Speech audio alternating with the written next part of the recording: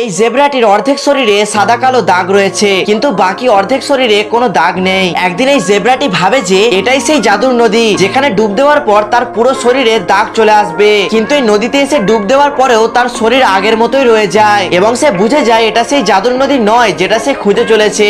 এরপর সেখানে কিছু পর্যটক চলে আসে এবং তারা সব প্রাণীর ছবি তুলতে থাকে। তারপরই হঠাৎ সেই পর্যটকদের নজর এই অর্ধেক দাগযুক্ত জেব্রাটির উপরে পড়ে আর তারা তাকে চিড়িয়াখানায় নিয়ে যাওয়ার জন্য ধরার চেষ্টা করে এবং তারা গাড়ি দিয়ে চারিদিক ঘিরে ফেলে আর সামনের একটি জায়গা খোলা রাখে। এরপর জেব্রাটি যখনই সেই জায়গা দিয়ে দ্রুত বার হওয়ার চেষ্টা করে তখনই সে ট্রাকের খাঁচায় বন্দী হয়ে যায়। তারপর একটি খরগোশ ট্রাকের খাঁচার সামনে চলে আসে, যার ফলে ট্রাকের অ্যাক্সিডেন্ট হয়ে যায় আর জেব্রাটি মুক্ত হয়ে যায়। এরপর জেব্রাটি খরগোশের কাছ থেকে জাদুর নদীর সম্পর্কে জিজ্ঞাসা করে, কিন্তু খরগোশ তাকে বলে যে এটার জবাব একমাত্র ঈগলই দিতে পারবে, কিন্তু ঈগলের কাছে যাওয়া মানে নিজের মৃত্যুকে ডেকে আনা। তো বন্ধুরা, এর পরের পার্টটি দেখার জন্য এই ভিডিওতে একটি লাইক আর চ্যানেলটিকে সাবস্ক্রাইব করে কমেন্টে পার্ট 2 নিশ্চয়ই লিখে যাবেন।